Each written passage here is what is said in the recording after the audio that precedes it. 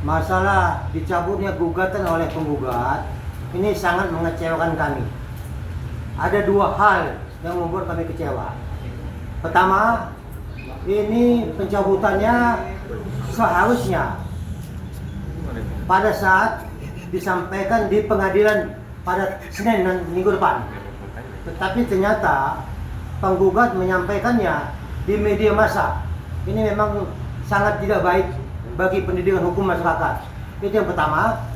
Yang kedua, bahwa kami juga sangat kecewa dengan adanya pencabutan ini adalah begitu yakinnya penggugat atas gugatannya dan meyakini bahwa menang 100 M. Kami berpikir mungkin ada terobosan hukum yang mau disampaikan oleh penggugat. Ternyata hasilnya dicabut. Ini kami kan kasih contohnya, lagi bercinta, lagi hangat-hangat bercinta, tiba-tiba ditinggalkan. Ini memang suatu hal yang sangat-sangat mengecewakan kami. Katakan bahwa dia begitu yakinnya untuk memenangkan gugatan ini. Selalu disampaikan, bahkan kami dianggap tidak memahami hukum. Masalah apa itu kontestasi? Ini kami kepingin tahu sebenarnya terobosan hukum apa yang mau disampaikan oleh penggugat. Ternyata ini nol atau jong, dicabutlah ini penggugatan. Ini memang ya siapa nggak kecewa. Sangat mendukung tadi apa yang mau disampaikannya, sehingga kami tahu kami kan perlu juga belajar hukum dengan kuasa hukum yang begitu luar biasa, hebat dan gagah perkasanya. Saya pribadi melihat ini pencabutan ini masih tanda tanya. Soalnya penggugat ini kan ngomongnya itu kemana-mana ya. Jadi saya mencurigai ada kemungkinan juga ada kebohongan di dalamnya. Kenapa saya katakan kebohongan? Pencabut gugatan itu adalah di depan hakim.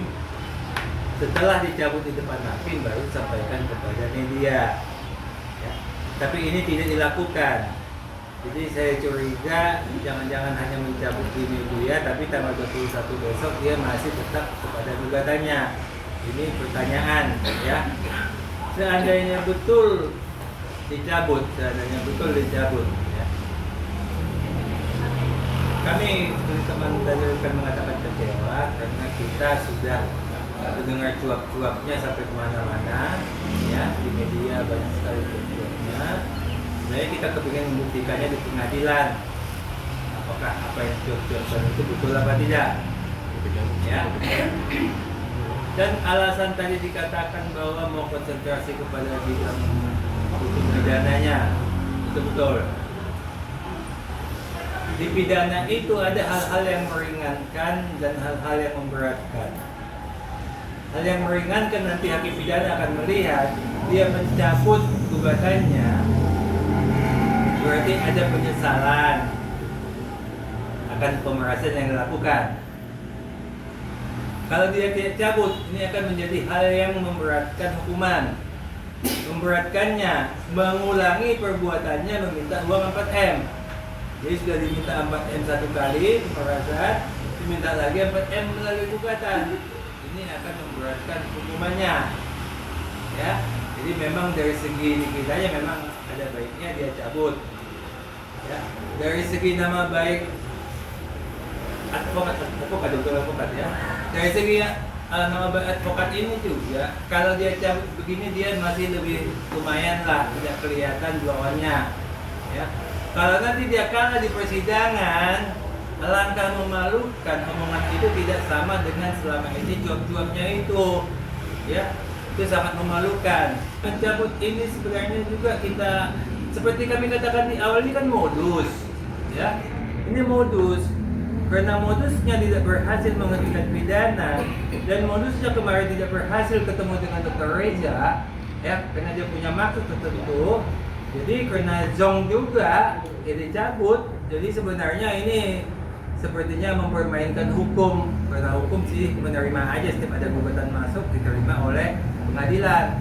Tapi janganlah seperti itu kalau memang kira-kira gugatannya halusinasi atau seperti saya katakan kue bohong, tidak usah lah menggugat lah, malu-maluin aja. Ya, padahal 100 M nya kan kita sudah siapkan, cuman mereka nggak siap menerima, ya apa boleh buat lah ya. Kita sudah siapkan itu, walaupun nanti datangnya dari kejaksaan apa dari kepolisian itu nanti, tapi uangnya sudah kita siapkan.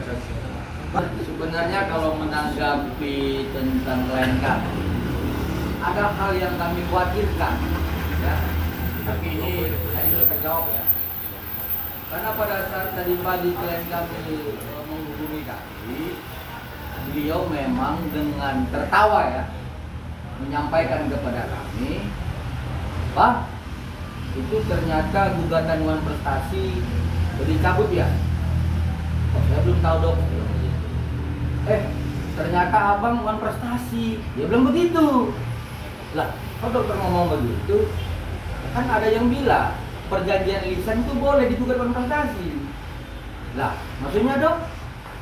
Dia terangkan bahwa kami sebelumnya menyampaikan bahwa tahapan gugatan Wan Prestasi adalah pertama dengan pemeriksaan berkas, kemudian mediasi, lalu pengaturan gugatan, lalu jawab, kesimpulan dan seterusnya. Itu yang kami sampaikan sebelumnya kepada klien kami. Ternyata apa yang kami sampaikan kan tidak benar menurut klien kami. Dengan tertawa dia mengatakan, abang ternyata Wan Prestasi ya, karena perjanjian yang kita buat secara lisan abang bohongi ya. Dia bilang begitu secara tertawa. Maksud saya begini, mudah-mudahan pendidikan hukum terhadap gugatan Wan Prestasi terhadap perjanjian lisan tidak merusak pengetahuan hukum masyarakat banyak. Ya, cukup di dalam gugatan ini saja, dan puji Tuhan tadi klien kami hanya tertawa, yang kemudian dia sampaikan, Bang, saya tidak terlalu kok. Saya tahu perjanjian lisan itu tidak bisa seperti itu. Jadi abang jangan khawatir. Seperti itu. Bang, dari